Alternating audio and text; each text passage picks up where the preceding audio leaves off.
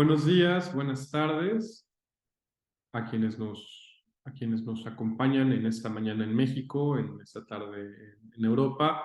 Sean bienvenidos a esta presentación de la nueva edición de Ser Finito, Ser Eterno de Liechtenstein. Hoy contamos con el honor de que nos acompañe su editor y traductor a lengua española, el doctor Mariano Crespo, de la Universidad de Navarra, y también al doctor Eduardo González Di Pierro, investigador afiliado del CISAP, profesor investigador de la Universidad Michoacana de San Nicolás de Hidalgo en Morelia, que comentará pues también esta nueva edición que Ediciones Encuentro trae para nosotros en este segundo semestre de 2023.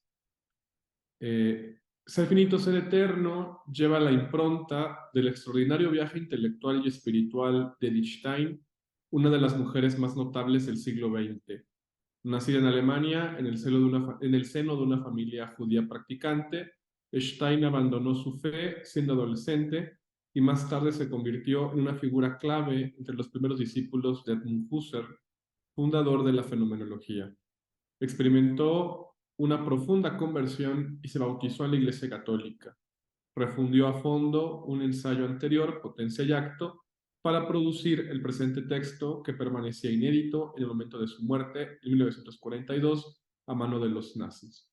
Ser finito, ser eterno es la principal obra filosófica de Stein, un diálogo entre Husserl y Santo Tomás de Aquino que se extiende a Platón, Aristóteles, San Agustín, Duns Scoto, etc.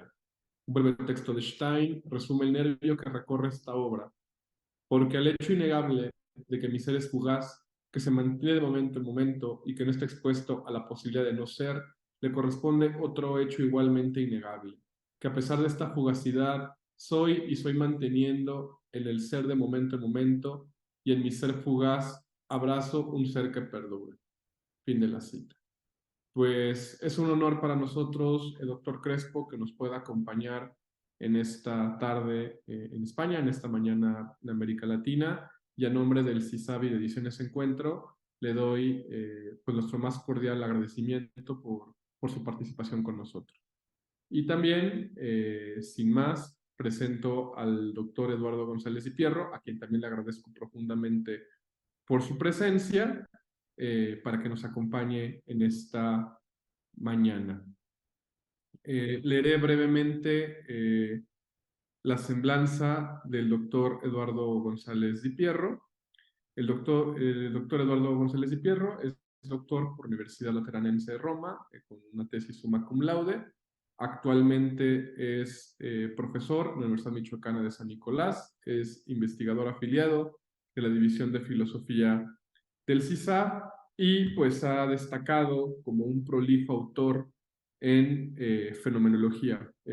Ha estado como investigador postdoctoral en los archivos Husserl de la Universidad Católica de Lovaina, también en los archivos Patočka de la Academia de Ciencias de la República Checa. En fin, pues el doctor Eduardo González Di Pierro es una de las principales figuras de la fenomenología en lengua española y también un gran experto en el pensamiento de Liechtenstein. Pues bienvenido, Eduardo, siempre es un gusto tenerte aquí en el CISAF, tu casa. Muchísimas gracias, José Miguel, por la generosísima presentación. En fenomenología no se puede ser más que un principiante, incluso a nivel de lo que Husserl diría, entonces, pues, es lo más que puedo aspirar a ser. Y más que un especialista en Stein, sí un estudioso, un admirador de la obra de Stein. Pues sí, eso sí, sí lo soy, sí me gusta. Pero yo me siento especialmente honrado, y lo digo más allá de cualquier tipo de recurso retórico o de protocolo que siempre se dice en estos casos. Realmente sí estoy muy, muy contento de poder estar participando aquí por muchas razones, ¿no? La primera es el hecho mismo de poder estar pues, en un hito de las ediciones sobre las obras de Stein en español, en castellano. Y también, no menos, incluso más que eso, pues el hecho de poder estar con mi querido amigo Mariano Crespo, colega y amigo, ¿no? Realmente, pues ha sido encuentro muy afortunado que tuve en su momento con Mariano ya hace varios años y del que admiro mucho el trabajo y a quien saludo pues ahora en este momento. Eh, claro, mi intervención va a ser pues bastante breve, más de lo que se esperaría quizás, pero algunas consideraciones sí me gustaría señalar respecto de esta nueva traducción de Ser finito y ser eterno, ¿no? De nueva traducción, pues sabemos que había una traducción previa, bueno, de esto hablaremos también un poco, eh, y claro, simplemente voy a hacer algunos comentarios que dan pie sobre todo para que Mariano, si tiene a bien ir pues, tomando nota de algunas de las consideraciones que voy a hacer aquí para, en forma un poco como de pregunta, de cuestión, que suscita mucho la propia aparición de este texto de la publicación por su traducción, pues, pues se irán saliendo para que las vaya comentando. A mí me gustaría mucho que, pues lógicamente, la voz cantante en su momento la llevara a él. Yo introduzco un poco, ¿no? La cuestión para, como acicate para discutir estas cuestiones. Quiero decir que, aunque fue de una manera más breve de lo que todos hubiéramos esperado y querido, pero por circunstancias eh, pues externas fue así, acabamos de coincidir no hace mucho en octubre en Ávila con Mariano Crespo, donde hizo la presentación de este texto en el Congreso de Yaspes. Y bueno, fue breve, pero bueno, para mí fue muy iluminador allí en ese momento, ¿no? Y además muy grato, ¿no? Sobre todo pues, por la recepción y por la importancia de que si haya podido él estar presente en esa sesión, precisamente por la importancia que tiene la publicación de Ser finito y ser eterno para los estudios steinianos, y no podía faltar en un congreso de Jaspers, ¿no? Que es el Círculo Stein, ¿no? Como se le ha dado en llamar un poco informalmente. Yo quiero hablar verdaderamente, sin mayor cuestión, yo conozco bien a Mariano al respecto y su modestia genuina, auténtica respecto a este asunto, pero sí quiero hablar yo del gran trabajo de Mariano al respecto. ¿No? Es un trabajo muy ingrato, él ha sido traductor de muchos otros textos, ha traducido a Fender, ha traducido a muchos otros autores, y el hecho de que se haya abocado a traducir a Stein y sobre todo esta obra me parece una cuestión realmente heroica, monumental, ¿no? Y hasta cierto punto, ¿por qué no decirlo, no? Conociéndolo también a él, pues un poco masoquista, ¿no? El asunto, porque realmente sí se trata de una obra que es todo un reto, ¿no? La labor de traducción lo sabemos, además de ingrata, ¿no? Que, como lo es en muchos aspectos, como sabemos. En el caso específico de una obra como la que nos ocupa, pues se vuelve especialmente agudo el asunto de la ingratitud y sobre todo de la monumentalidad que supone esa traducción. No es para nada fácil, ¿no? Y no es fácil no solamente porque supone un conocimiento, como lo tiene Mariano Crespo, un conocimiento del lenguaje fenomenológico Tutkurt, en la lengua original, ¿no? En alemán, sino porque también supone un cierto conocimiento y por lo tanto una incursión en ello en caso de que no lo hubiera y demás, sobre todo en esta obra, un conocimiento de los términos griegos y latinos de la tradición antigua y medieval. Entonces, claro, ahí hay un problema, ¿no? Ya desde el momento en que él incluso muy gentilmente me comunicó cuando estaba en proceso su traducción, ya que la había emprendido, ¿no? Como siempre, sin apresurarse ni nada, pero sí me dijo, ya está esto en ciernes. Eh, pues sí, claro, ya el título mismo traducido podría ser objeto de disquisiciones, como de hecho las llegó a ver en su momento cuando recién ya se anunció oficialmente la aparición, un poco antes de que apareciera físicamente, pero que ya estaba oficializada por parte de Ediciones Encuentro. Resultó pues, sumamente interesante dar cuenta de cómo el título mismo generó pues cierto asombro. No tanto en mí, pero sí en algunas otras personas que me decían, por ejemplo, cuando me preguntaban, oye, que va a salir el texto de Mariano, sí, entonces, ser finito, coma, ser eterno, ¿no? Ya empezaron por esa parte, ¿no? Y luego me decían, la traducción de intento de un ascenso al sentido del ser. Yo cuando vi el original alemán, yo dije, ah, pues sí, pues intento, ¿no? Intento de un ascenso al sentido del ser. La única, digamos, como perplejidad que pudo suponer en algunos era esa cuestión, yo digo que no tanto lo de intento, porque la traducción que hace Pérez Monroy, ¿no? Que era la traducción anterior, se hablaba de ensayo, de una ascensión al sentido del ser. Estoy haciendo énfasis, que aparentemente puede parecer una cuestión un poco bizantina, pero estoy haciendo énfasis en esta cuestión del subtítulo, porque muchas veces es obviado en casi todas las ediciones, simplemente ser finito, ser eterno, o ser finito y ser eterno, como quieran ponerlo, pero a veces ya la cuestión del subtítulo, que es muy revelador, es importante, ¿no? Entonces, intento de un ascenso al sentido del ser. A mí me pareció una traducción muy adecuada, ¿no? Pero que muchos me decían, ¿por qué intento? ¿Por qué no ensayo? Pues, porque lo que dice la palabra alemana, ya nos dirá Mariano, pues es eso, es intento, ¿no? Y claro, la cuestión, por ejemplo, de ascenso y no ascensión, que le da una impronta, sí, de cristianismo a la cuestión de ascensión, pero yo creo que el término ascenso es correcto, ¿no? En ese sentido. Ya veremos qué nos dice Mariano al respecto. Es una de las cuestiones que quiero plantear al principio, ¿no? Respecto de este asunto, ¿no?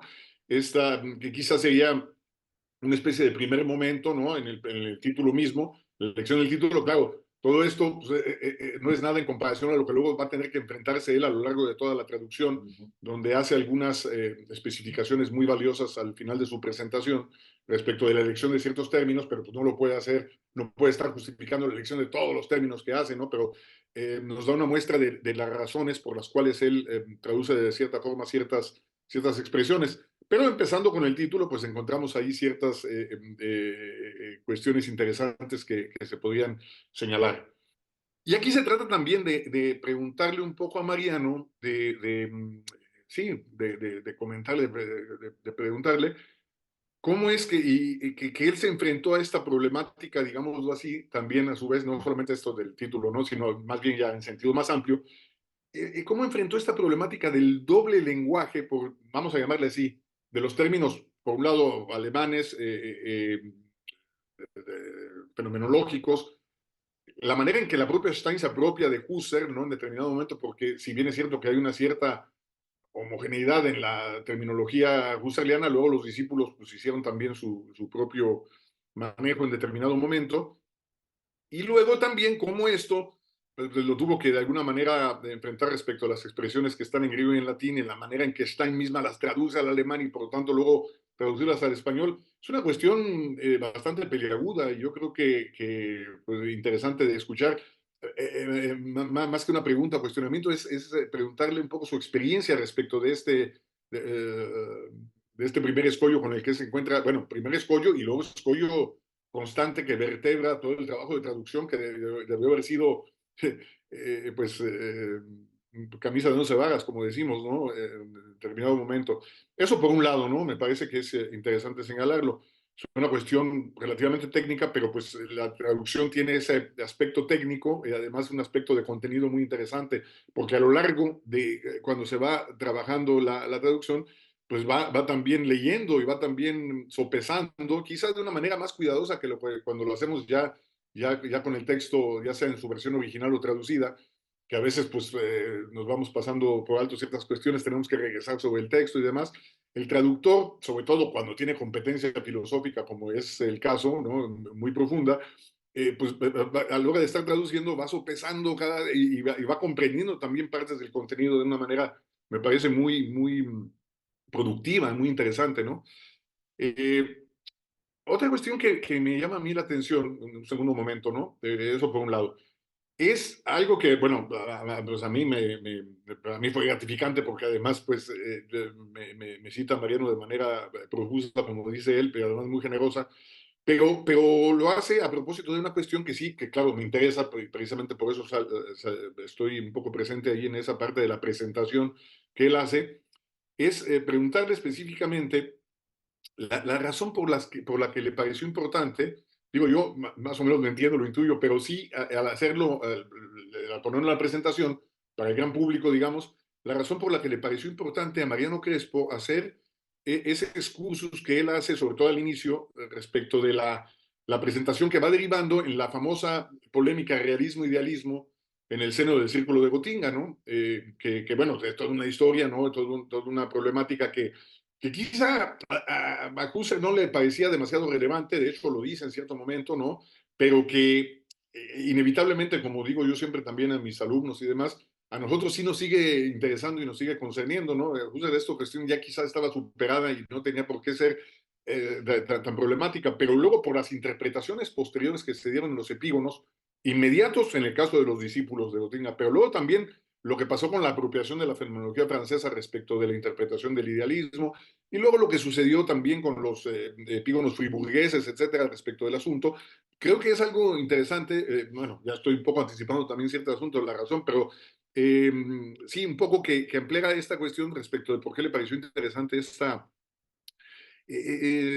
este énfasis, ¿no?, que hace él de manera muy interesante en una obra que uno pensaría, bueno, ya saber directamente explicar un poco esta cuestión de la síntesis entre escolástica y fenomenología, pero se retrotrae, es decir, va antes, ¿no?, a los antecedentes profundos del asunto, cosa que me parece interesante que nos pudiera también un poco iluminar, ¿no? A mí eso me gustó mucho en particular, ¿no?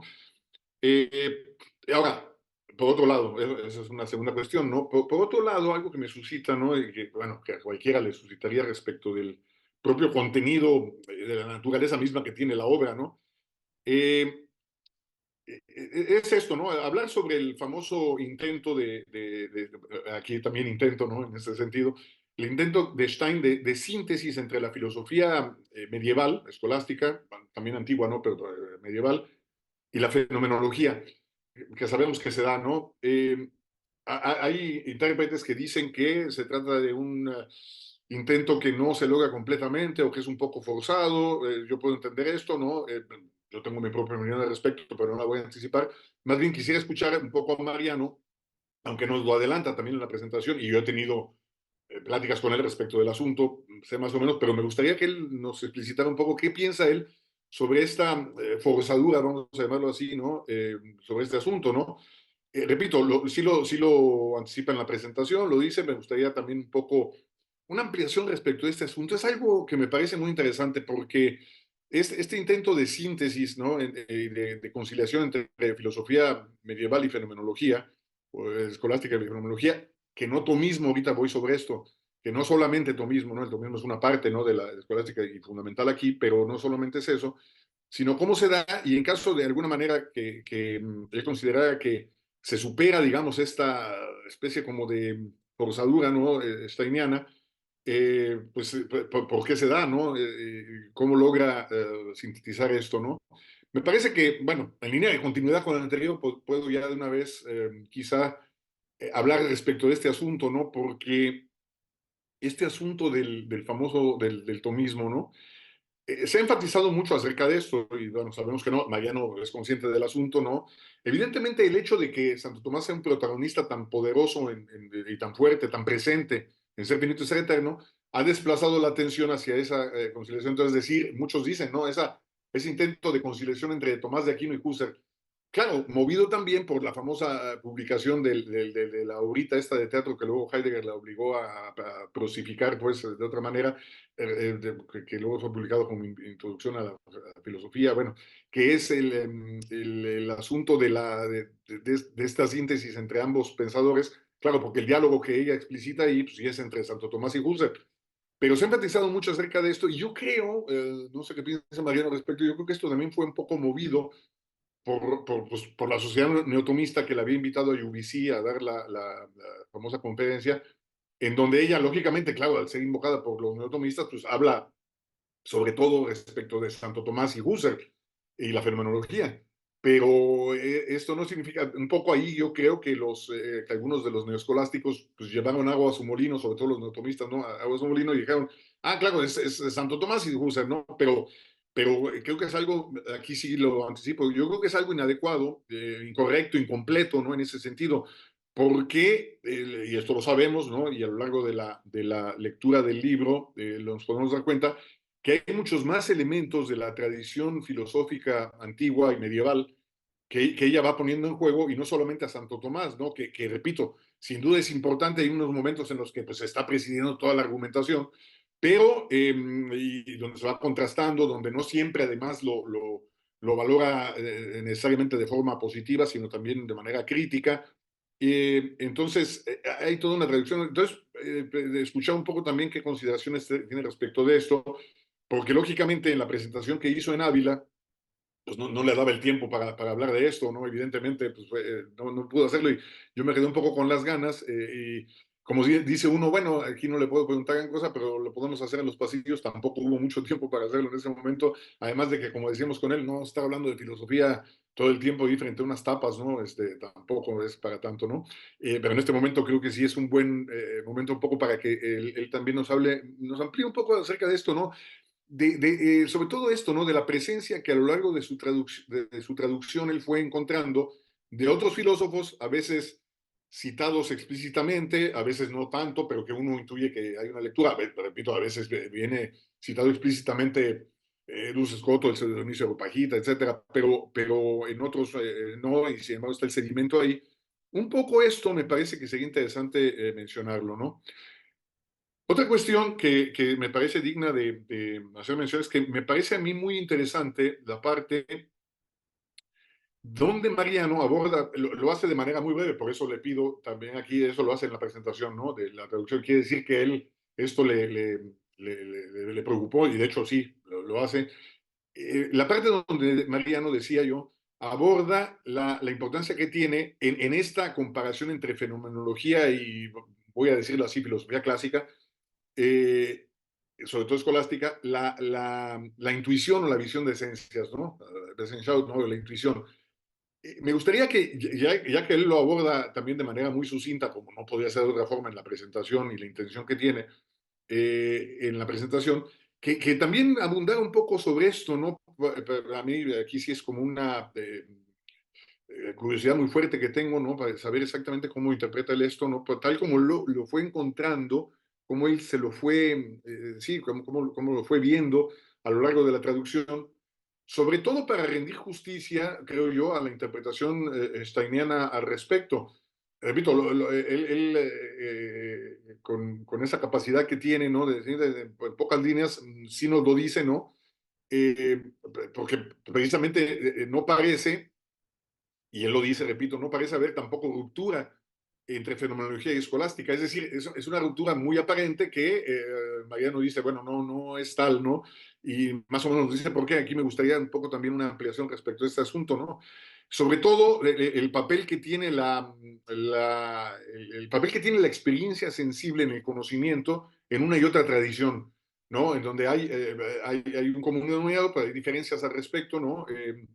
Porque se ha dado en determinado momento en decir que, o sea, como Husserl llega a dar para todo, ¿no? Se le acusa de idealista o de realista, según convenga. Luego se le acusa de idealista o también de empirista, ¿no? En determinado momento, ¿no? De racionalista y empirista. Entonces, un poco dar cuenta de esto, o sea, cómo Stein ahí logra un esfuerzo de conciliación muy interesante que le rinde justicia al propio Husserl, pero también creo que le rinde justicia a la propia escolástica en una interpretación que podría ser suscrita o no.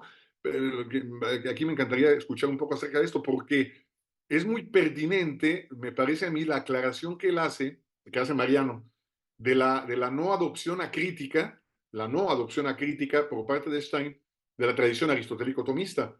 Es decir, que no simplemente ya la asimila sin más, como a veces se hace, y él nos dice, por ejemplo, en su presentación que hay críticas a la ontología de esta tradición y pone el ejemplo de la noción de materia en Aristóteles. Simplemente lo menciona. Aquí me gustaría saber, si es que es posible, un poco más sobre esta crítica específica. Y aquí sobre todo yo, sí, porque a mí me interesa mucho y por ignorancia verdadera, ¿no? Auténtica, bueno, no hay otra, ¿no?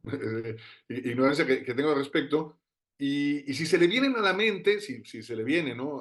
Como diría Gauss, si se me le vienen a las mientes otras críticas a esta tradición, ¿no? Además de esta que señala, ¿no? Sobre todo estas críticas a a la ontología aristotélica, que yo también entreveo otras críticas, ¿no? Respecto a otro asunto, como ahorita lo voy a mencionar, porque yo pienso, por ejemplo, no sé qué piense Mariano al respecto, que hay un contrapeso en Stein de corte agustiniano en ella, de corte agustiniano, que repito, muchas veces no se encuentra explícito, quizás más notorio en la parte donde aborda el asunto de la Trinidad, pero esto es soslayado muchas veces, ¿no? Y cuando uno dice esto en tomistas que se consideran más tomistas que Santo Tomás, les causa un escozor fuerte, ¿no? Les da un ataque epiléptico triple, pero creo que es importante, ¿no?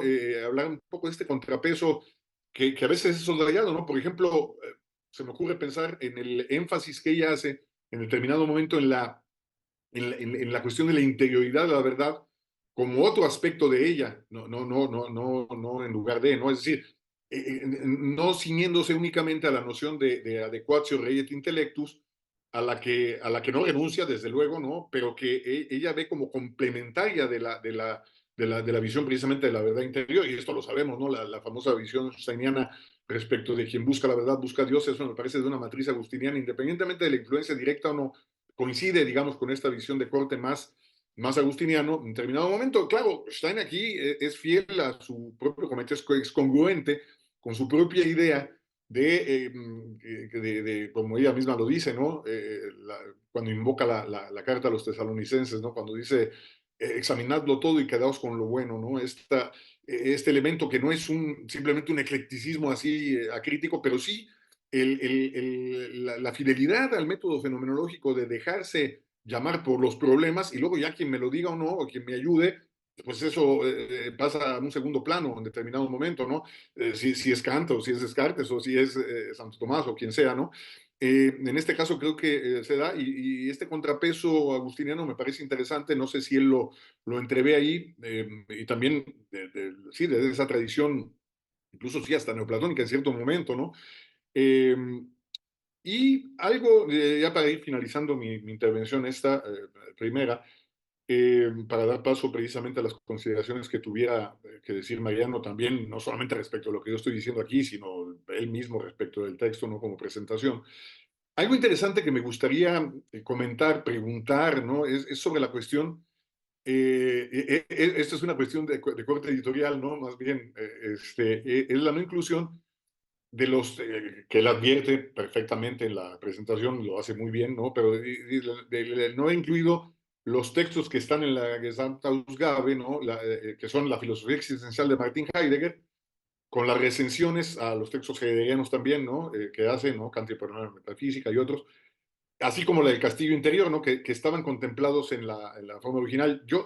Claro, sabemos que estos textos han sido publicados en separata en castellano, por ahí está la edición de Carmen Revilla. No tengo elementos suficientes para saber si la traducción, pero yo había emprendido un intento de traducción de ese texto, luego lo abandoné cuando estuve en Lovaina, precisamente cuando vi que ya había salido en español, y bueno, eh, pero incluso en algunas obras de Stein, de versiones, digamos, de Ser finito y Ser eterno, no aparecen tampoco los apéndices, ¿no? En algunas de las ediciones de Ser finito y Ser eterno. Entonces ahí un poco preguntarle que él consideraría importante en dado momento hacer una edición donde sí aparecieran en castellano, ¿no? Estando o no, o dejarlo así, simplemente el texto, vamos a llamarlo puro, ¿no? El texto originario del puro Ser finito y Ser eterno. Eso es llamar la atención, sobre todo porque principalmente la filosofía existencial de Martin Heidegger es un gran texto que generalmente los heideggerianos tratan o no lo conocen o fingen no conocer o no les interesa mucho conocerlo, pero es una crítica que no es para nada ad hominem, es una crítica muy ponderada de una pensadora de un corte donde se nota pues el conocimiento, ¿no? Filosófico que tiene, ¿no? De la tradición fenomenológica, de la manera en que ella dialoga y discute con Heidegger, ¿no? De esa gran obra que es El Tiempo, pero aquí es donde se ve, ¿no? Así como la historia la escriben los vencedores, aquí parece que también, ¿no? Los vencedores son los que en determinado momento predominan en la publicación, porque salvo, no sé qué piensa Mariano al respecto, pero yo creo que Ser finito y ser eterno merece estar, digamos, a la par de ser y tiempo como una de las grandes obras del siglo XX, ¿no? Así como hay otras, pero que no se le ha dado la justa medida. Digo, ha habido una eclosión últimamente, y sobre todo en los círculos de Stein, pero a nivel, digamos, de la gran tradición filosófica, ¿no? En la ponderación de la filosofía contemporánea, pues no siento que le rinda la misma justicia que quizás otros textos han tenido de una envergadura bastante similar. Y por eso decía, bueno, quizás este texto de la filosofía existencial de Martin Heidegger podría ocupar ahí un lugar importante en una publicación en la propia lengua castellana, porque tal vez motivaría también a otros a darle una lectura, no solamente, digamos, aprovechando la inercia de ser finito y ser eterno, luego leer los apéndices puede contribuir de alguna manera a encontrar también otras consideraciones importantes, sobre todo respecto a este texto, aunque también el Castillo Interior de Santa Teresa, ¿no? Y bueno, Simplemente señalar, y sí me gustaría escucharlo esto, ¿no? En esto es muy, también muy correcto en el sentido más prístino de la palabra, las principales críticas a la traducción de Pérez Monroy. Sabemos que las tiene, el propio Pérez Monroy las aceptó, por eso no hay ningún problema respecto a este asunto, cómo él se vale de las aportaciones de Rogelio Rovira, que siempre son geniales y muy buenas, ¿no? De la solución de traducción que tiene. Pues sí, él vio la traducción corregida, ¿no? Que hubo en cierto momento de esta misma obra sobre la base del de Pérez Monroy, pero también fue insuficiente al respecto. O sea, pues un poco escuchar esta cuestión, ¿no? Las críticas a la anterior traducción. ¿Qué tanto sería también válido en determinado momento hacer, si hay conocimiento, y creo que esto no se lo pregunté a él en su momento ni nada, qué tanto él se valió como una cuestión subsidiaria, yo creo que es legítimo hacer esto, pero no sé qué tanto lo hizo o no, de hacer comparación con otras traducciones a otras lenguas como el francés, el inglés, el italiano? La traducción italiana es una traducción de Luciana Vigone, que luego fue revisada por Alex Bello. Alex Bello dice, en la presentación, dice que la traducción es muy buena, hace unas correcciones también ahí, y dice, Ser finito y ser eterno no es solo un libro voluminoso, es un libro importante, y ya es cuando hace la consideración respecto de lo que estamos diciendo sobre la envergadura que tiene el texto, el alcance teorético, ¿no? Entonces, un poco esta comparación con otras traducciones, las que conozco, yo conozco la traducción italiana, conozco la traducción inglesa, probablemente la castellana, pero el original alemán, ¿no? Pero la francesa no. Pero digamos, sería interesante escuchar a Mariano si, qué experiencia tuvo con esto o qué consideración le merece esta cuestión.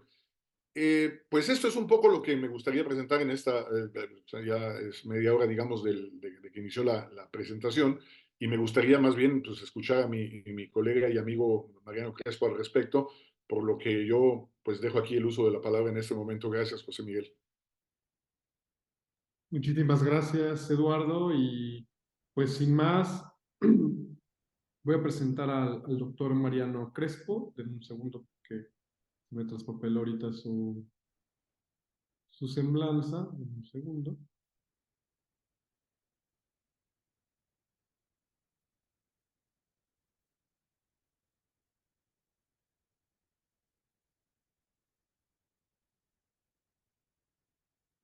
Es que ya está.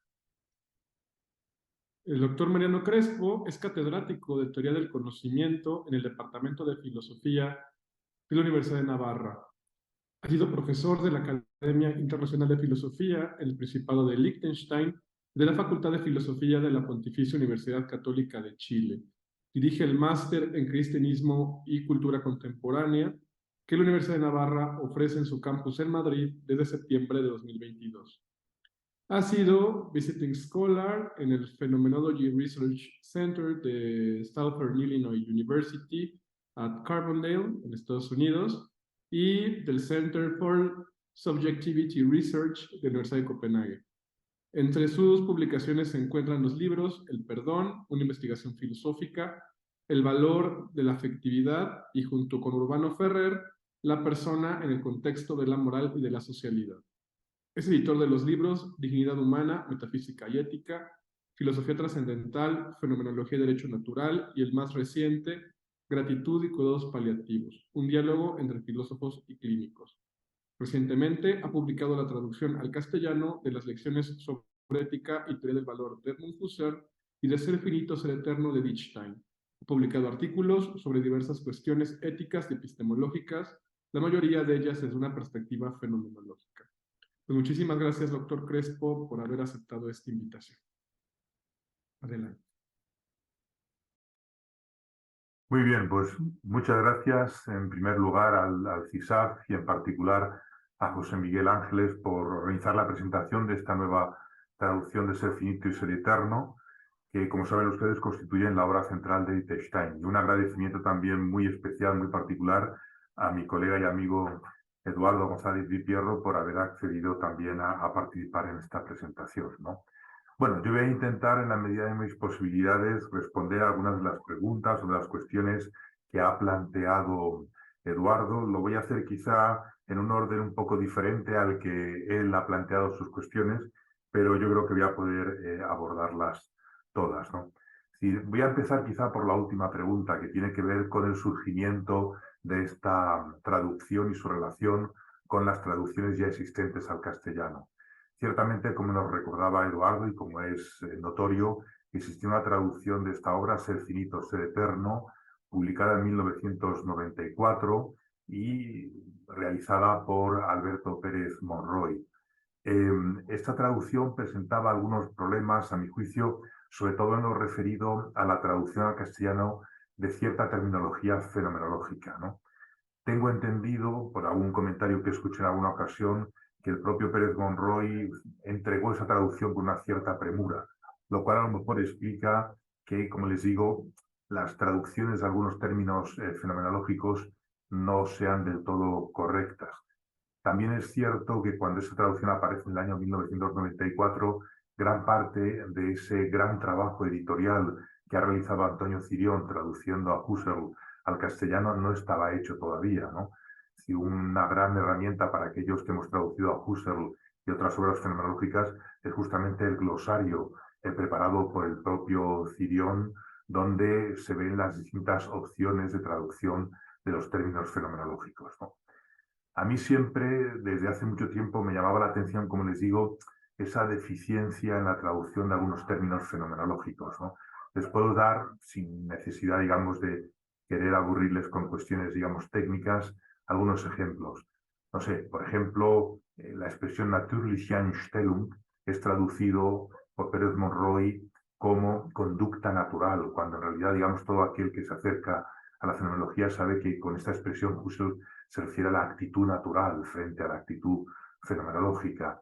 A veces también, por ejemplo, hay una cierta vacilación a la hora de traducir eigenes sein, que en realidad habría que traducirlo como ser propio y no como ser particular, ¿no? O sea, hay una serie de textos, mejor dicho, de expresiones de raigambre fenomenológica que a mi juicio no están correctamente traducidas allí. Ciertamente años después, en el año 2007, apareció en la editorial Monte Carmelo una versión revisada de esta traducción, pero que a mi juicio seguía presentando algunos problemas y sobre todo también algunas erratas también de imprenta importantes. Por eso, digamos, me pareció que podía ser un buen servicio el intentar ofrecer esta traducción. Y en ese sentido tengo también que agradecer a Ediciones Encuentro, que desde un primer momento mostró su acuerdo en presentar, en llevar a cabo esa traducción.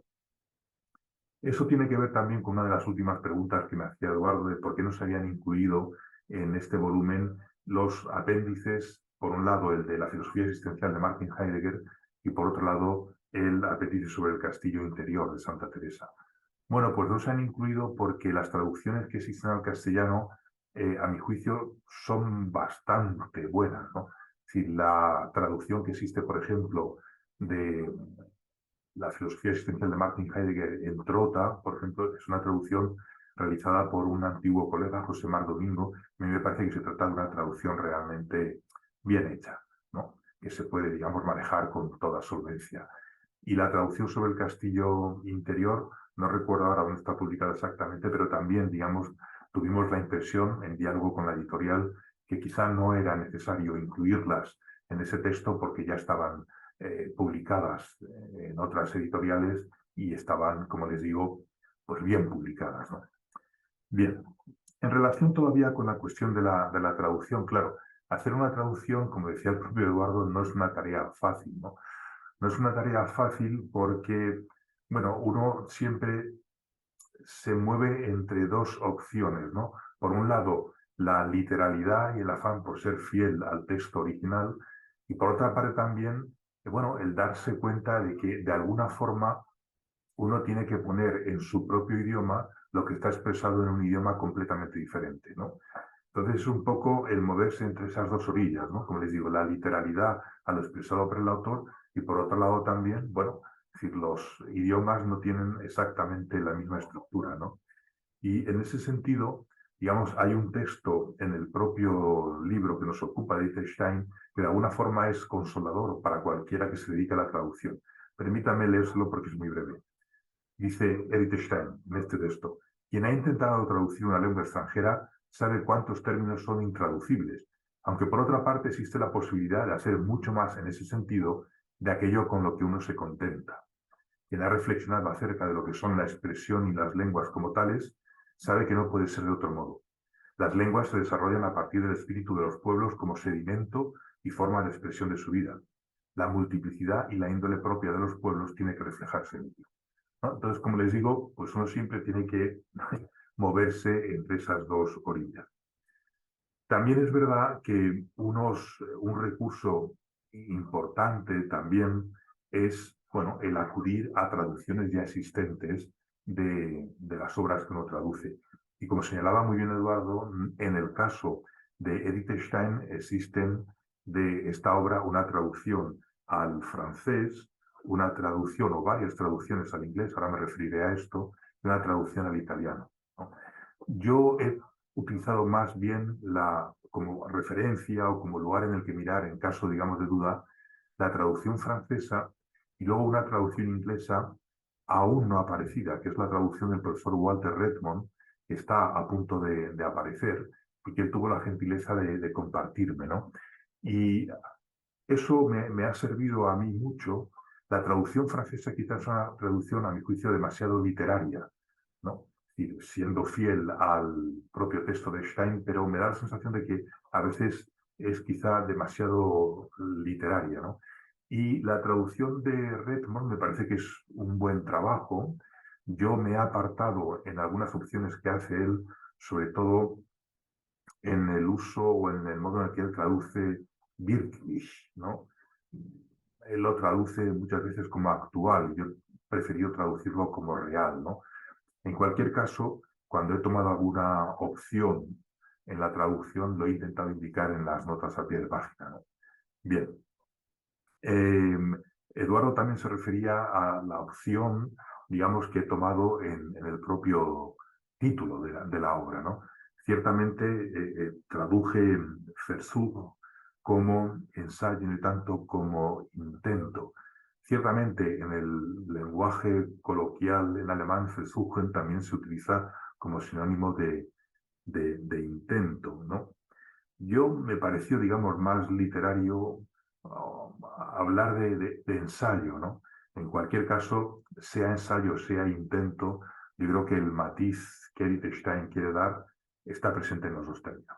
Es decir, esta idea de que de alguna forma ella está ofreciendo una suerte de aportación que intenta, digamos, contribuir al esclarecimiento de un problema, ¿no? Es decir, una especie como de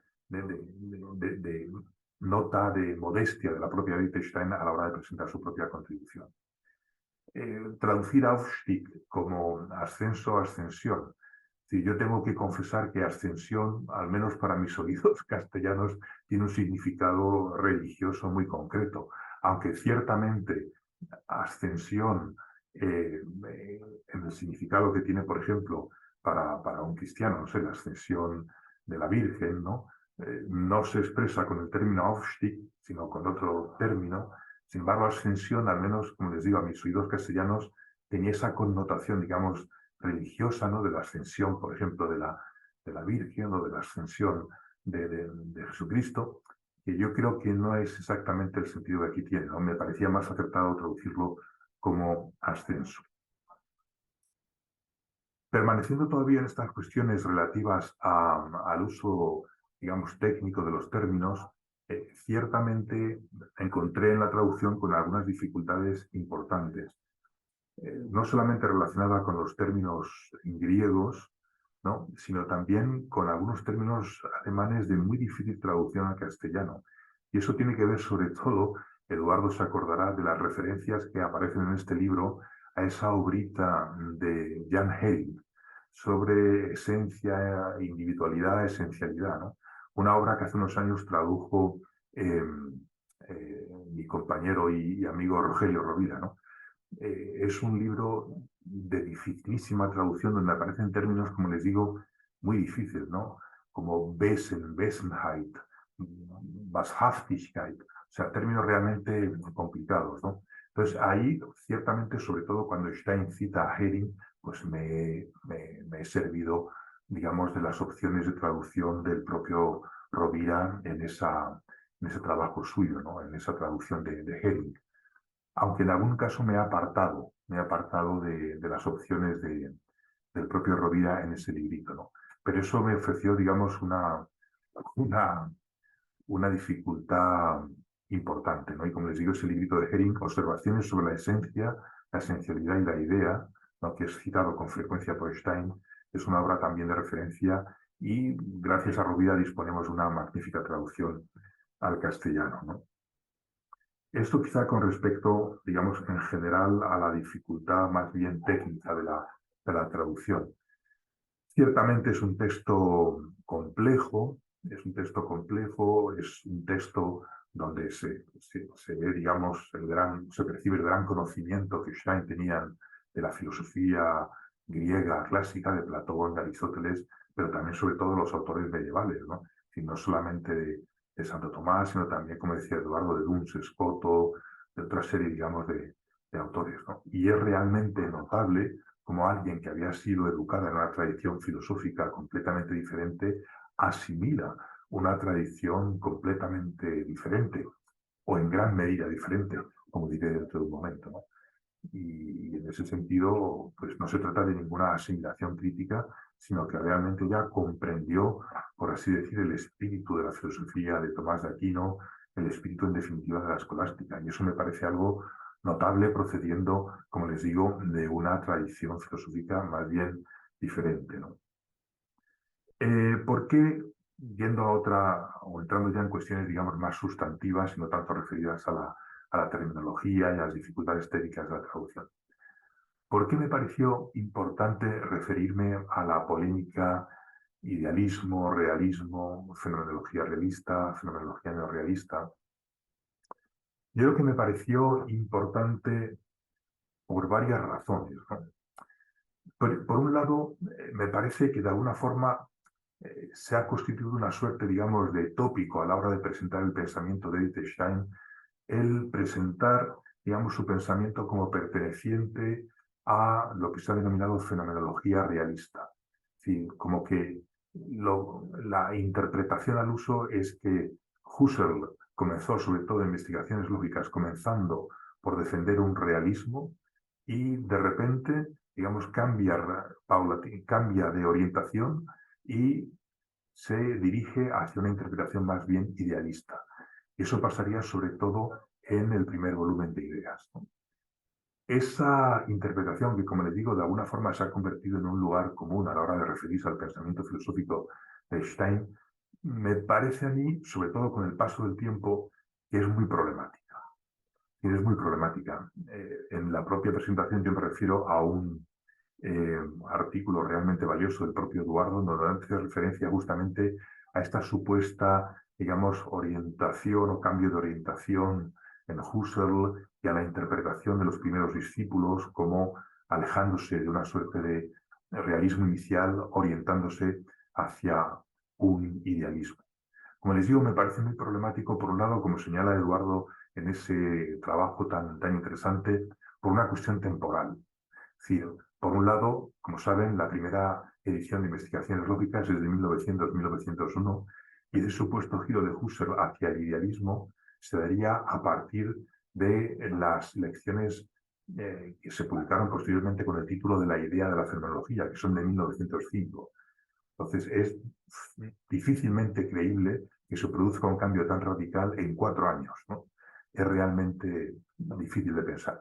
Pero vamos, con independencia de la cuestión más bien cronológica, yo creo que realmente si uno estudia con cierto detenimiento, por ejemplo, el primer volumen de investigaciones lógicas, los problemas a lógica pura, uno se da cuenta de que ahí no se ofrece, por ejemplo, una teoría realista acerca de los objetos ideales.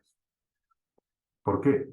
Porque, bueno, no existe, por ejemplo, una explicación, digamos, al modo realista de las relaciones entre lo ideal y lo real. Ustedes saben que esa distinción la hace Husserl utilizando como criterio el tiempo, pero no hay que perder de vista, sobre todo, que Husserl lo que habla es de una teoría de los objetos ideales, mientras que el realismo clásico, más que hablar de objetos ideales, lo que habla es de entes ideales y de entes reales. Y eso es muy diferente. Este filósofo español, Antonio Millán Poyes, en su tesis doctoral, justamente sobre este tipo de cuestiones, plantea precisamente esto, ¿no? Cómo realmente hay una diferencia importante entre, digamos, la ontología realista clásica y la ontología husserliana. Sobre todo, como les digo, referida precisamente a esta cuestión de que en Husserl tenemos una teoría de los objetos ideales y en la teoría clásica realista tenemos una teoría más bien de los entes reales, ¿no? Entonces, yo no diría que en investigaciones lógicas, en ese primer volumen, existe una teoría realista, sino más bien una teoría objetivista. Lo que es verdad es que, bueno, digamos, los primeros discípulos de Husserl, Adolf Reinach, Alexander Fender, inicialmente la propia Edith Stein, percibieron un quiebre en el pensamiento de Husserl. Y el propio Husserl se sintió de alguna forma incomprendido por estos primeros discípulos suyos. Y como les digo, a mí me parece que ciertamente existe una continuidad en el pensamiento de Husserl. Ciertamente, si uno lee, digamos, investigaciones lógicas, sobre todo el primer volumen, y acto seguido lee, por ejemplo, Meditaciones cartesianas, es posible que de alguna forma, si sobre todo lee esta segunda obra de un modo un poco superficial, se dé cuenta que se da un papel activo a la conciencia, digamos, mucho mayor que el que aparecía en las propias investigaciones lógicas, ¿no? Pero en cualquier caso, digamos, yo creo que es radicalmente injusto considerar que Husserl defendería, por ejemplo, en Ideas 1, en investigación o en Meditaciones cartesianas, una suerte de idealismo a la Berkeley, en el sentido del esse esperciti. Yo creo que no. Es decir, lo que hace Husserl es mostrar desde un primer momento que por un lado está la conciencia y por otro lado el mundo, y el mundo se da a la conciencia. La conciencia es, como dice Chahabi, el dativo de la manifestación, y el mundo, los objetos, es aquello que se manifiesta ante la conciencia. Y en ese sentido se puede decir que el mundo es relativo a la conciencia, pero no en un sentido de que la conciencia cree el mundo, no, sino en el sentido de que el mundo es aquello que se da a la conciencia y en ese sentido se puede decir que el mundo es relativo a la conciencia, ¿no? Entonces, como les digo, a mí me parecía que era importante en la presentación mencionar justamente esta cuestión que de alguna forma en las presentaciones al uso de los textos filosóficos de Stein está siempre mencionada, ¿no? Esta supuesta, digamos, este supuesto apartamiento de una serie de discípulos de Husserl con respecto a él mismo. Un aspecto, digamos, también importante y que de alguna forma me ha servido a mí la traducción para afianzarme en ello, es aquel al que se refería Eduardo sobre la relación entre, digamos, escolástica, fenomenología o la síntesis entre escolástica y fenomenología. Yo creo que una lectura superficial de ser finito, ser eterno, podría dar la impresión de que se trata de una síntesis apresurada. Es decir, el propio Eduardo se refería en sus palabras precisamente a ese artículo o ese diálogo entre Husserl y el propio Tomás de Aquino, ¿no? En esa forma un poco teatralizada que compone Stein, donde se ven las semejanzas, donde Edith Stein pretende presentar las semejanzas y las diferencias entre el planteamiento tomista y el planteamiento fenomenológico, el planteamiento husserliano. Es verdad que hay diferencias importantes. La filosofía, digamos, tomista es una filosofía teocéntrica, donde Dios está en el centro, mientras que la filosofía husserliana es más bien una filosofía egocéntrica. El ego, el yo, la conciencia está en el centro, ¿no? Hay diferencias ciertamente importantes, ¿no? Para todo aquel que se haya aproximado tanto a la filosofía tomista como a la filosofía fenomenológica se da cuenta de que hay diferencias importantes. Pero la propia Stein también pone de manifiesto que hay puntos, digamos, de contacto muy importantes también. Yo señalaría fundamentalmente dos, a los cuales también Stein se refiere, y que de alguna forma son puestos en práctica en Ser finito, ser eterno, que es, por un lado, la idea de que la filosofía es una ciencia estricta, la filosofía es una ciencia rigurosa, ¿no? Y el segundo punto de contacto entre estas dos tradiciones filosóficas es esta idea de que la experiencia constituye el punto de partida del filosofar, ¿no? En este orden de cosas, bueno, recuerdan ustedes que el punto de partida, digamos, del conocimiento en sentido propio para Tomás de Aquino es justamente la experiencia sensible. Es decir, el propio proceso de abstracción en cuanto a acceso a lo inteligible tiene como punto de partida precisamente lo sensible, la experiencia sensible. O piensen ustedes, por ejemplo, en las vías, famosas 5 vías de Santo Tomás para probar la existencia de Dios. El punto de partida siempre es la observación de lo que sucede en el mundo, ¿no? A través de los sentidos, ¿no? Y ciertamente en Husserl la experiencia sensible tiene un carácter, como dice él, fundante. Es decir, la propia intuición categorial es un acto fundado, y un acto fundado en actos de intuición sensible, ¿no? Es un punto también de contacto importante. Es verdad también, el propio Eduardo lo señalaba, que en Stein, en Ser finito, ser eterno, encontramos no solamente, digamos, una referencia y un mostrar un conocimiento profundo del pensamiento de Tomás de Aquino, sino también un conocimiento importante del resto de pensadores, por así decir, cristianos, pensadores medievales.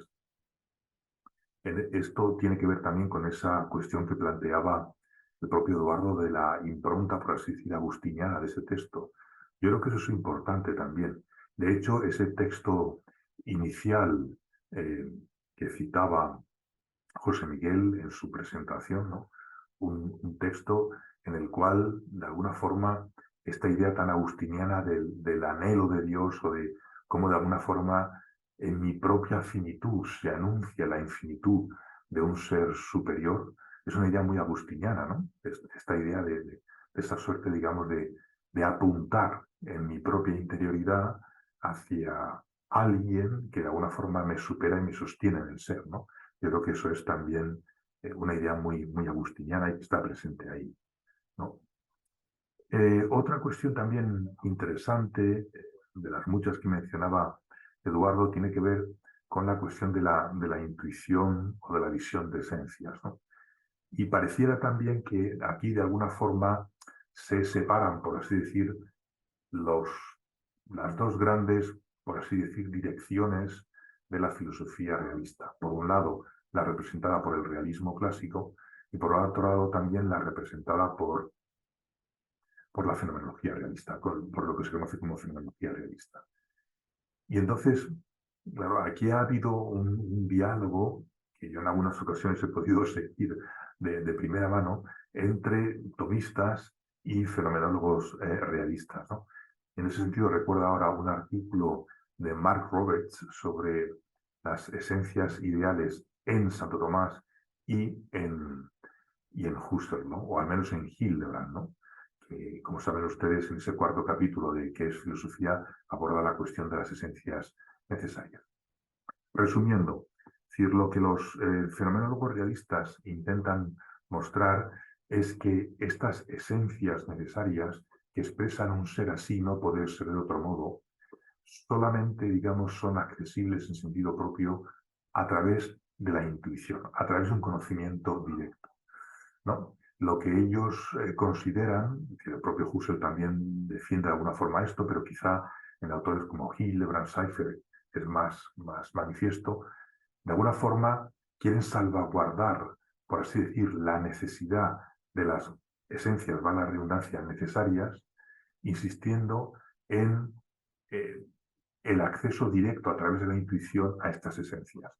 A ellos les parece que un método de acceso indirecto como la abstracción a estas esencias necesarias, de alguna forma no garantizaría la necesidad de esas esencias, ¿no?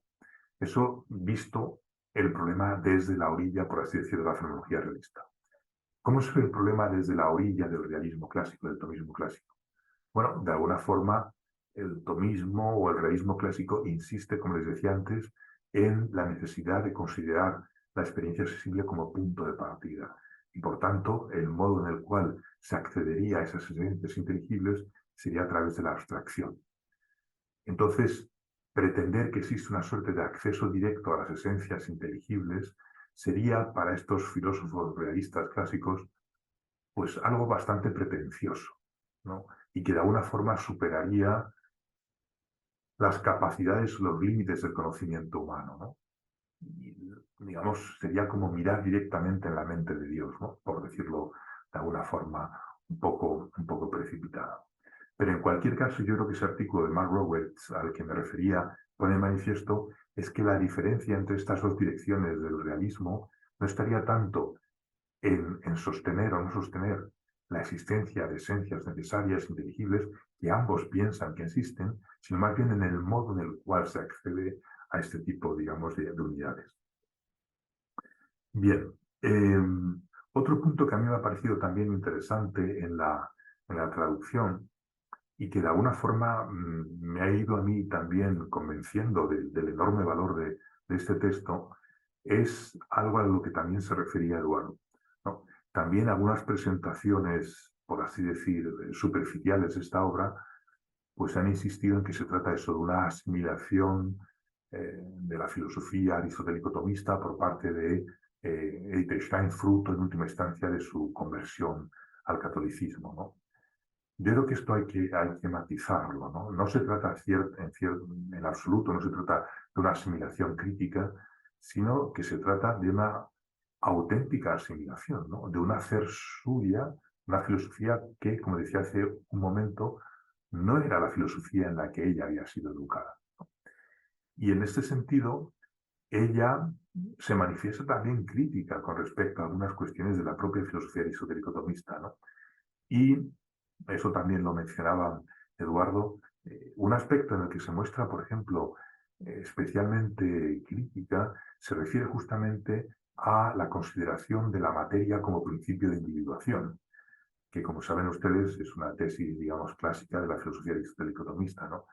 Es decir, le parece a Einstein que, sobre todo en el caso de la persona humana, la materia no puede ser considerada propiamente como principio de individuación.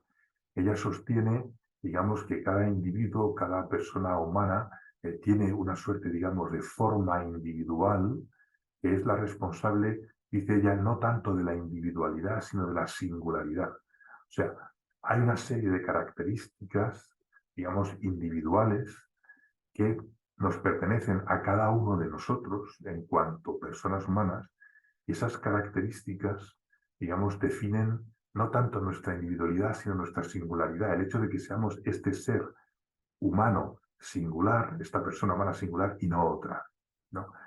Y aquí aparece toda una discusión muy interesante que tiene que ver también con algunas interpretaciones contemporáneas, ¿no? Que yo he podido conocer, bueno, a raíz de la propia traducción.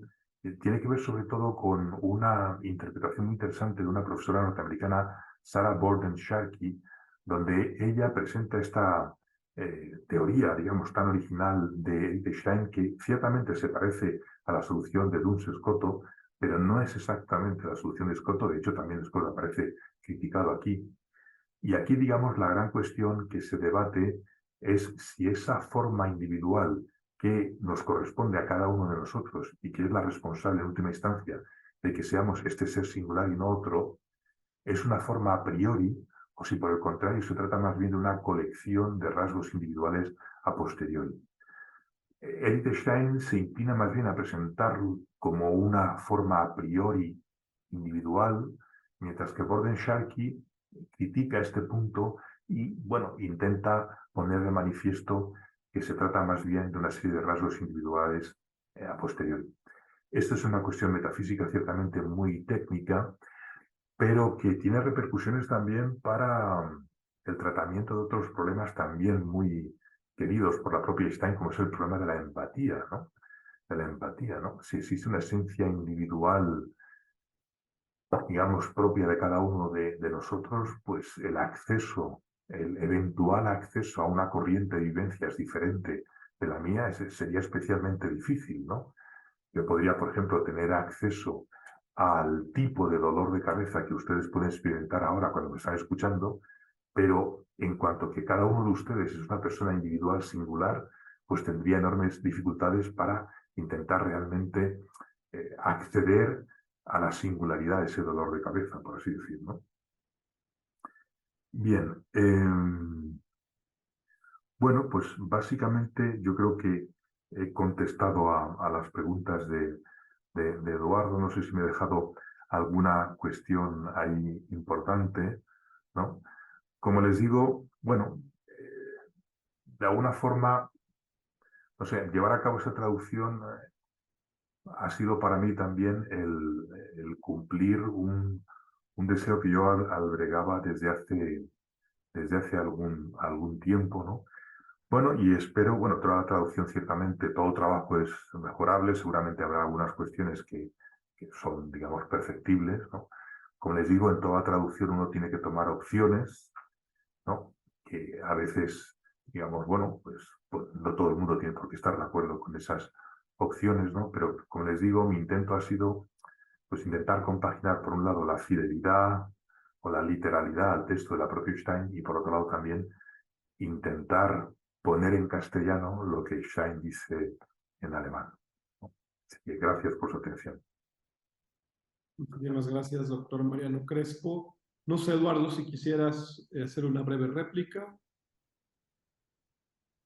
Pues no, realmente quiero decirle a Mariano que desde luego que respondió y de sobra a las cuestiones que yo tenía un poco aquí entre manos, ¿no? A raíz de la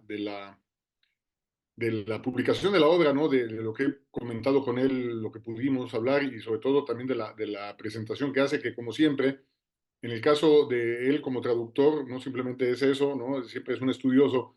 Eso lo ve uno en las presentaciones que él hace de las traducciones que hace. Yo siempre me he referido mucho a esa traducción, entre otras pero la traducción que hizo, por ejemplo, de los principios a priori del derecho civil, ¿no? De Reinach, esa presentación es para mí sumamente iluminadora respecto de la intención reinegiana y para comprender un poco cuál era el asunto, ¿no? que Reinach traía respecto de la cuestión en este caso, del derecho a priori, pero más ampliamente, ¿no? La concepción fenomenológica de Reinach, ¿no? Que desaparece, pues, como sabemos, lamentablemente, de manera prematura. Y lo mismo hace en este caso, ¿no? La presentación en su brevedad es sumamente intensa y da pie para estas reflexiones, además de uno tener la, la inquietud de saber un poco de la experiencia que tuvo él en primera persona de llevar a cabo este arduo trabajo, ¿no? En general, simplemente diría que sí, a mí me resultó sumamente iluminador esta respuesta que me dio sobre la cuestión del tratamiento respecto de la polémica idealismo-realismo, aparente giro del idealismo trascendental, sobre todo porque, claro, ahí trasluce el hecho de que a mí me parece que es muy pertinente que aparezca aquí en esta obra porque precisamente se explicita, yo creo, en Ser finito y ser eterno, como obra de madurez de Stein, se explicita cuál es la posición que ella llega a entender respecto de esta continuidad husserliana. Ahí se ve, ¿no?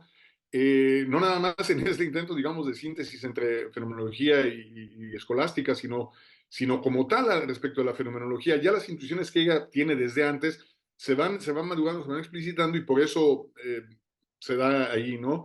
Yo creo que una lectura no superficial, como dice Mariano, una lectura más o menos profunda o lo más profunda posible de Ser finito y ser eterno, nos va dando justamente bien por esto. Claro, la obra antecedente, que no es una versión preliminar, como muchos dicen, la de Potencia y Acto de Stein, cuando habla del excursus sobre el idealismo trascendental, uno ya ve esa intención que luego se presupone de alguna manera y que se ve plasmada en Ser finito y ser eterno. De hecho, ahora que invocaba al gran Walter Redmond, que se refería precisamente con su traducción, Mariano Crespo, pues traducción en ciernes, sí, era una de las cosas que yo tenía un poco con Walter Redmond ahí, digo, quién soy yo para discutir con él, pero me refiero, que era lo que yo le hacía ver, porque la interpretación de Walter, hasta donde yo me había quedado, la interpretación de Walter Redmond era una interpretación todavía ceñida al hecho de que Stein se había mantenido, digamos, en una visión del realismo fenomenológico temprano con varios de los discípulos, y bueno, Mariano sabe mejor que nadie que además no podemos meter a todos en la misma canasta, ¿no? Hay una interpretación distinta en Garden, en Pender, etcétera. Pero en el caso de Stein, concretamente, me parece que no la podemos escribir ahí, yo eso he intentado demostrarlo. Walter estaba un poco en esa visión y él me ponía como ejemplo el discurso sobre el idealismo trascendental y yo le decía que precisamente el discurso sobre el idealismo trascendental pues desmentía justamente esa interpretación, ¿no? La comprensión que Stein tiene respecto del idealismo. Claro, después esto se ve muy claramente en las cartas que tiene con Roman Ingarden y que siempre saco yo colación al respecto de esto, que son varias, donde ella va transitando un poco hacia esa, claro, pues lo va siguiendo hasta Friburgo y se da cuenta de alguna manera que la interpretación de los primeros discípulos es por lo menos problemática, por lo menos, sobre todo, la de algunos de ellos, ella, por ejemplo, teniendo el afecto que le tenía a su gran amiga y después madrina del bautizo, Hedwig Conrad Martius, que es quizá una de las que más acendradas se ve respecto de ese desencanto, respecto del supuesto giro idealista de Husserl, y ella polemiza también en el mismo Potencia de Acto, polemiza respecto de este asunto, y claro, uno lo ve plasmado después en Ser Finito y Ser Eterno, a pesar de que la lectura se va hacia otro asunto, ¿no? Esta cuestión, digamos, de una ontología, ¿no? Respecto de la infinitud, la eternidad, ¿no? De divinidad, etcétera. Ahí hay una cuestión a la que le subyace justamente esta problemática. Yo creo que Mariano entrevió muy bien en su experiencia de traducción, y por eso lo incluye en el prólogo, la importancia que tiene regresar, digamos, a ese momento fundacional, digamos, del asunto, porque ahí de alguna manera intenta también resolverse. Se le podría dar una lectura transversal, como se dice ahora, ¿no? Una lectura transversal de Ser Finito y Ser Eterno, donde surja la posición steiniana respecto de esta aparente polémica, y sobre todo que él ha matizado de una manera muy bien sobre la separación entre dos formas de realismo que no podemos tampoco meter todos en la misma canasta, ¿no? El realismo clásico y el fenomenológico, como lo llamó él, ¿no? De alguna manera este diálogo entre tomistas y fenomenólogos, que no es tanto la puesta en cuestión de las esencias, sino del modo de acceso a ellas, ¿no? Entonces, pues yo creo que fue más que completo, y bueno, nuevamente congratularme por este gran, porque sí es un hito editorial realmente, ¿no? Importante, sobre todo habiendo muchas cosas. Yo le preguntaba, bueno, ¿por qué traducir esta obra, no? O sea, como decimos en México, ¿no? Pero qué necesidad, ¿no? De hacer esto, si él teniendo tanto trabajo, artículos, modo de escribir, etcétera, embarcarse en una empresa que es realmente, pues es una aportación, yo creo, muy importante para revalorar a la propia fenomenología, a Stein, al propio Husserl y a otros pensadores también de la tradición medieval, a través de la traducción de Ser Finito y Ser Eterno. Entonces, creo que sí, es una deuda importante de los hispanohablantes de tener acceso a esta nueva traducción de Ser Finito y Ser Eterno, por no contentarnos precisamente con lo que ya existía previamente, sino tratar pues, encontrar otro tipo de salidas, digamos, de derivaciones que el texto mismo nos da, aún con las dificultades y los escollos que sabemos supone el hecho de traducir a otra lengua, ¿no? Evidentemente. Entonces, pues muchas gracias. Muy brevemente, tres puntualizaciones, ¿no? O tres cuestiones muy breves, ¿no? Y gracias de nuevo a Eduardo. Es decir, tres cosas, ¿no? Es decir, yo creo que también no hemos mencionado que Ser Finitos Eternos y abre también con una discusión muy interesante, ¿no? Y que yo recomiendo mucho acerca de la posibilidad de una filosofía cristiana, ¿no? Y eso me parece también sumamente interesante. Ahí Edith Stein retoma una diferencia, una distinción ya clásica realizada por Jacques Maritain entre el estado de la filosofía y la naturaleza de la filosofía, ¿no? Entonces, realmente me parece bastante iluminadora esa distinción, ¿no? Y luego ya, digamos, la segunda y la tercera observación muy puntual, ¿no?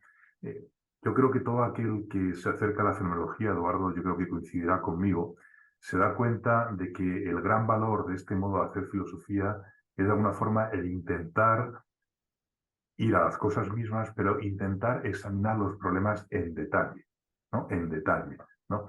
Entonces también, no sé, siempre a mí me da un cierto rubor hablar en filosofía de términos generales como idealismo, realismo, ¿no? Son términos tan generales que, digamos, manejarlos por parte de un fenomenólogo le hace aún una cierta violencia, ¿no? Pero bueno, con independencia de eso, lo que yo quisiera decir es que cuando se habla, por ejemplo, de fenomenología realista, yo creo que es un uso válido, un uso legítimo del término, pero quizá habría que precisar que si hablamos de fenomenología realista, entonces deberíamos dejar claro que estamos utilizando el término fenomenología no en el sentido en el cual Husserl lo utilizaba estrictamente. Que me parece legítimo hacer esa ampliación del término fenomenología. Pero hablar de fenomenología realista, entendiendo por fenomenología lo que Husserl entendía por fenomenología, me parece realmente problemático. Habría, como les digo, que ampliar el sentido del término fenomenología. Simplemente Completamente eso. de acuerdo. Sí, de acuerdo. Pues si les parece, podemos pasar a la sección de preguntas. Tenemos varias.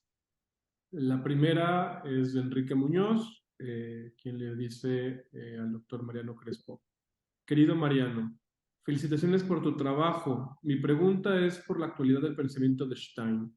¿Cómo entiendes su actualidad hoy, en particular, ser finito y ser eterno? Un abrazo cordial desde Chile para ti y para Eduardo. Muy bien, pues muchas gracias, ¿no? Un saludo especial también a nuestro colega y amigo Enrique Muñoz, ¿no? ¿Cuál es la actualidad del pensamiento de Stein? Bueno, pues de alguna forma yo creo que a esta obra, sobre todo Ser finito, ser eterno, le pasa lo que a las auténticas obras filosóficas, por así decir, clásicas, ¿no?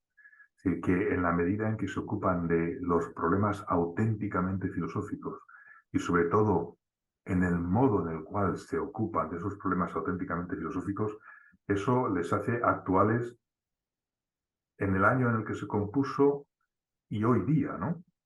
Ciertamente ha pasado casi, digamos, un siglo desde la publicación de esta obra en el original, pero bueno, digamos, la actualidad de ella tiene que ver justamente, como digo, con que los temas que trata son temas clásicos, ¿no? Y por otra parte, con el modo no, por así decir, historicista del tratamiento de estos temas, ¿no? No hay nada más actual que justamente la relación entre el ser finito y el ser eterno. No hay nada más actual que la consideración de la individualidad, de la singularidad de la persona humana, ¿no? Y frente a ciertos tratamientos, digamos, meramente históricos, que tienen su valor, pero que si no son complementados por una aproximación temática, quedan de alguna forma cojos, ¿no? Es decir, alguien decía que todos somos como enanos subidos a los hombros de gigantes, ¿no? Y eso es verdad. Y de alguna forma nosotros nos subimos a los hombros de Edith Stein para intentar ver lo que ella ha visto. Y en ese sentido, esta obra nos pone ante problemas, digamos, clásicos de la filosofía y en ese sentido sigue siendo tremendamente actual. Muchísimas gracias por su respuesta, doctor Crespo. Patti Rubio dice: agradezco todo el trabajo que se realiza. ¿Cómo y cuándo podremos disfrutar de la obra del doctor Crespo? La obra, si es para América Latina, la puede comprar en la página oficial de Ediciones Encuentro para el mercado mexicano, que es edicionesencuentro.mx. Es una gran ventaja que Ediciones Encuentro ahora puede imprimir para América Latina, lo cual baja bastante los costos de importación desde España. Entonces, esta es una alternativa y pues también se puede comprar por los medios tradicionales de compra de libros en línea, por ejemplo, en la librería de Amazon. Ya se encuentra publicada la obra desde octubre, entonces ya se puede adquirir. Fernando Gutiérrez felicita al CISAF por la presentación de esta traducción a través de su autor, Mariano Crespo, y el comentador Eduardo González y Pierro. Pregunto a ambos: ¿qué elementos fundamentales de la fenomenología husserliana están presentes en Ser finito y ser eterno de Wittgenstein? Pues no sé si Eduardo quiere decir algo. Está silenciado, El Eduardo. micrófono, Sí, no, Eduardo. Ah, ya, sí, perdón. Muy rápidamente, bueno, ¿qué elementos? Ahí, el primer elemento que uno ve, aunque sabemos que no se restringe a eso, el elemento que uno ve es el elemento metodológico, porque como han dicho otros comentaristas, y yo siempre lo suscribo, ahí sí, la lengua materna de Wittgenstein siempre fue la fenomenología, la lengua materna filosófica. Es decir, una vez que ella abandona los estudios en Breslau, ¿no? De germanística, etcétera, y ya se va con Husserl, ya, claro, después incursiona, etcétera, pero aún así, como pasa con las lenguas, el acento nunca lo pierde. Ella, los textos, lo he sostenido, ¿no? Y lo he podido mostrar, aún los textos más aparentemente alejados, ¿no? De espiritualidad, o sea, ya lo dice, de filosofía, de espiritualidad que escribe, le salen fenomenológicos inevitablemente, por lo menos aunque sea en la parte descriptiva, sino en todos los contenidos. Cuando uno lee, yo el ejemplo que siempre invoco, claro, podría ser el de esa gran obra que es la ciencia de la cruz, pero uno lee, por ejemplo, textos aparentemente no filosóficos como El misterio de la Navidad, ¿no? Que es un texto hermosísimo ahora que estamos en esta época. El misterio de la Navidad, uno ve ahí ese sedimento, por lo menos en la parte descriptiva, ¿no? Pero inevitable, el acento fenomenológico. Entonces yo diría que por lo menos desde el punto de vista, digamos, metodológico, formal, está ahí. Ahora, sí hay elementos de contenido, ya alguno lo mencionaba ahí, Mariano, que uno, claro, a veces no surge de manera evidente, pero que uno encuentra precisamente en el momento en que está dialogando con los autores, ¿no?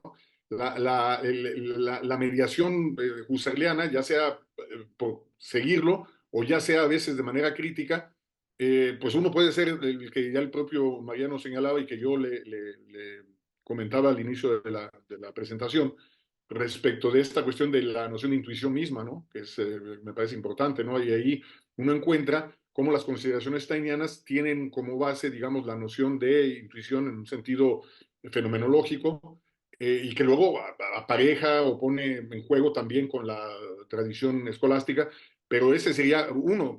Seguramente Mariano quizás tenga otros ejemplos, ¿no? O muestras de presencia, ¿no? De la fenomenología husserliana en Ser finito y Ser eterno, que no solamente sea en esta cuestión estilística, pero que no es menor, o metodológica, ¿no? En realidad, sino también de contenido. Eso lo podría decir así de manera inmediata. Bien, sí, digamos, hay varias cuestiones donde se ve un poco esa impronta fenomenológica, ¿no? Estaba ahora hojeando el libro, ¿no? Y, por ejemplo, una cuestión donde claramente se ve esta impronta fenomenológica, que tiene que ver ciertamente con el modo de abordar los problemas, pues aparece ya, por ejemplo, en el parágrafo 4, desde el propio inicio del libro, donde dentro del capítulo dedicado al acto y potencia como modos de ser, se enfrenta con la cuestión de la temporalidad, ¿no? Y el punto de partida es precisamente la consideración de la temporalidad de la conciencia, ¿no? De la temporalidad de la conciencia. Habla, por ejemplo, de las vivencias, de sus modos de ser, del devenir, del ser, ¿no? Y en ese sentido, pues claro, la consideración de la temporalidad, como saben ustedes, desempeña un papel central en la fenomenología husserliana, ¿no? O sea que el punto de partida siempre es, digamos, la descripción del fenómeno propiamente tal. Y en el caso de la temporalidad, pues la remisión a la instancia en la cual se vive la temporalidad, que es el propio flujo, digamos, la propia corriente de las vivencias, ¿no? Eso está muy, muy presente también en Stein, ¿no? El tratamiento también de las cuestiones ontológicas, donde se diferencia muy finamente entre el qué, el pleno qué, la esencia, la esencialidad, la actividad, ¿no? Yo creo que denota también una impronta fenomenológica de hacer distinciones importantes, ¿no? Yo creo que ahí también se ve la huella de la propia fenomenología. Y hay otra también, bueno, hay varias, pues, varias partes. Por ejemplo, volvemos a lo mismo, ¿no? Cuando se refiere en el capítulo, creo que es el 7, ¿no? Cuando habla de la imagen de la Trinidad en la creación, hay una parte donde ella aborda el asunto del ser persona humana, ¿no? La persona humana. Inevitablemente ahí está abrevando de ideas dos, pues, o sea, que ella misma conocía, pues, de primerísima mano. Y aunque, claro, lo pone en juego con la cuestión incluso habla del castillo interior, etcétera, pero esta cuestión de la estructura que ella, digamos, no tanto que modifique, sino precisamente hablando del principio de individuación al que se refería Mariano, desplaza, digamos, el aspecto del núcleo, ¿no? Del kern, del alma, pero donde la base fundamental es la concepción husserliana del asunto, ¿no? De una antropología fenomenológica que ella tampoco abandona, sino que enriquece. Así es, sí, sí, sí. Así es. Claro, y es importante tener en cuenta lo que acaba de decir Eduardo, que ciertamente Edith Stein fue la que compuso Ideas 2. Y en ese volumen, donde aparece de alguna forma, podríamos decir, dicho muy rápidamente, la teoría de la persona de Husserl, ¿no? Y ciertamente ella compuso ese texto durante su tiempo como asistente del propio Husserl en la Universidad de Friburgo, ¿no? O sea, era una teoría que ella conocía de primera mano, ¿no?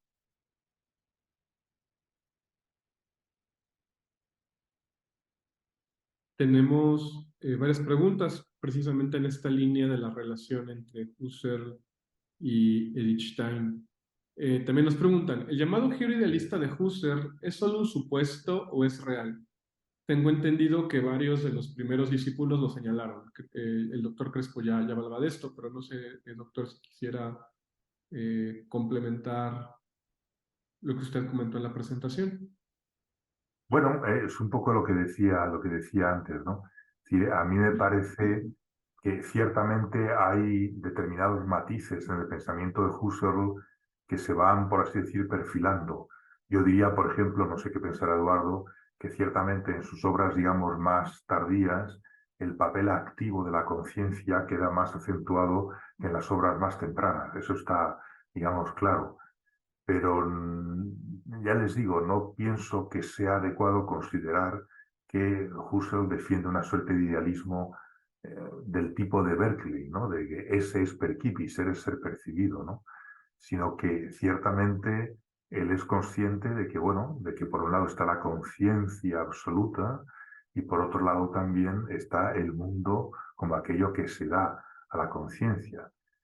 Ciertamente también eso abre también una problemática enorme, ¿no?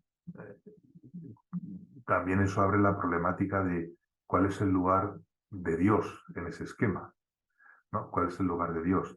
Si hay un pasaje, por ejemplo, de Ideas 1, donde Husserl dice, bueno, es decir, Dios no puede ser considerado como absoluto, porque absoluta es la conciencia, pero por otro lado tampoco puede ser considerado como parte del mundo, porque eso sería, digamos, mundanizar a Dios, ¿no?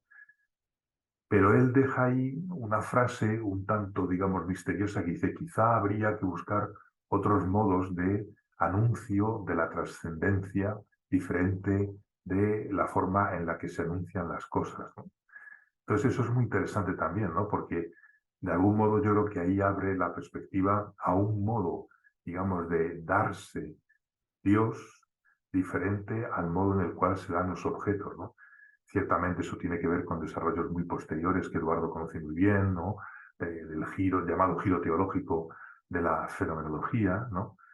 Pero claro, volviendo un poco a la cuestión que planteaba el oyente, pues ciertamente yo soy un poco escéptico acerca de la posibilidad de un giro radical en el pensamiento husserliano. Yo creo que hay una cierta continuidad, aunque también es verdad que hay ciertos matices que, bueno, que están siendo o son acentuados a lo largo de su propio pensamiento, ¿no?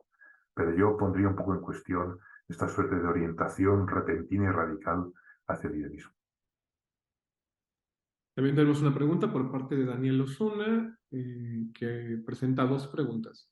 La primera dice, establece en su libro Stein un diálogo con la también fenomenóloga Hedwig Conrad Martius y su realismo, entre comillas, sobre todo con sus Metaphysische Gespräche. Y bueno, quiere la primera pregunta y ahorita enuncio la Vale. segunda. No, sí, claro, digamos, una de las digamos, filósofas más citadas en el libro de Wittgenstein es justamente Konrad Martius, ¿no? Y entonces la cita en varios contextos, ¿no? La cita en el contexto de toda su discusión ontológica y hace referencia a ese libro importante y también de difícil lectura de la propia Konrad Martius, que es Das Sein, ¿no? El ser, ¿no? Y luego también cita bastante a Konrad Martius en toda la discusión acerca del alma. Acerca del alma, ustedes saben que Konrad Martius escribe un libro titulado El alma de las plantas, ¿no? Y entonces hay una discusión ahí también con la propia Edith Stein, ¿no? También con la cuestión acerca de la temporalidad, la propia eh, Konrad Martius escribió un libro sobre el tiempo también. O sea que está muy presente, digamos, la figura de Konrad Martius. Y la segunda pregunta dice, si en Ser finito es el eterno, Stein hace referencia a la analogía entis de Pshivara. Sí, la verdad, sí, que hace una referencia, sobre todo al inicio de la obra, una referencia profusa a esa obra, ¿no? Entonces sí, está muy presente también la discusión con Shibara, ¿no? Que por cierto, yo tengo entendido que existe una traducción al castellano de ese libro que fue publicada hace unos años en Chile, si no recuerdo mal, pero yo no he tenido oportunidad de echar un vistazo a esa traducción. pero vamos, si existiera, eso sería, digamos, un gran servicio a la comunidad filosófica porque, digamos, en principio, por los comentarios de Wittgenstein, se trata de una obra importante acerca de ese problema filosófico de primer orden, como es la analogía del ente, claro. Por cuestiones de tiempo vamos a leer una última pregunta. Pamela Chávez Aguilar dice, gracias por la presentación. ¿Cómo ves, Mariano, la relación entre filosofía y teología en esta obra a partir de su traducción? Gracias. Es una pregunta también importante, ¿no? Claro, si, si nos remontamos, digamos, brevemente a ese escrito de Stein, donde ella hace una comparación entre el pensamiento de Husserl y el pensamiento de Tomás, ¿no? Claro, ella insiste en que en el caso, digamos, de Tomás de Aquino se trata, en definitiva, de una razón abierta a la trascendencia, ¿no? De una razón, como han dicho algunos, de una razón fiel, de una razón abierta a la fe, de una, en el sentido de una distinción, por así decir, entre una razón natural y una razón sobrenatural. Sin embargo, en el planteamiento husserliano ortodoxo, si cabe hablar así, bueno, pues digamos, no se admitiría esa distinción entre razón natural, razón sobrenatural, sino que la razón sería una, ¿no? Es uno de los aspectos que hay que se señalan, ¿no? Yo creo que en ese sentido, ciertamente, Edith Stein pues, está en esta obra más próxima, por así decir, a la posición, digamos, realista clásica de la compatibilidad entre fe y razón. Y yo creo que también en línea de alguna de las cosas que decía Eduardo, la propia forma de análisis filosófico, de hacer filosofía de Stein en este libro, muestra justamente esa necesidad de complemento entre filosofía y teología. Podría, por ejemplo, llamar la atención de que el tratamiento que ella hace, por ejemplo, de la cuestión de los ángeles en este libro es una cuestión eh, exclusivamente teológica. Sin embargo, ella deja muy claro, me parece a mí, cuál es el trasfondo filosófico que está de alguna forma ahí patente, que no es otro sino la cuestión de la existencia de intelectos puros, ¿no? Entonces, yo creo que es sobre todo en el ejercicio de su propio esfuerzo reflexivo donde ella pone de manifiesto la necesidad de la colaboración entre filosofía y teología. Pues a nombre del CISAF y de Ediciones Encuentro, agradezco cordial y profundamente al doctor Mariano Crespo y al doctor Eduardo González y Pierro por sus magníficas presentaciones y también a ustedes, nuestra fiel audiencia, por habernos acompañado en esta presentación de la nueva edición Traducción de Ser Finito a Ser Eterno, realizada por el doctor Mariano Crespo. También no nos queda más que desearles una feliz Navidad y un próspero 2024 y también invitarlos a la clase magistral de Introducción a la Fenomenología que el doctor Eduardo González y Pierro estará impartiendo los días miércoles 13 y jueves 14 de diciembre. Las inscripciones siguen abiertas. Pues muchísimas gracias a todos, que estén muy bien y nos vemos pronto.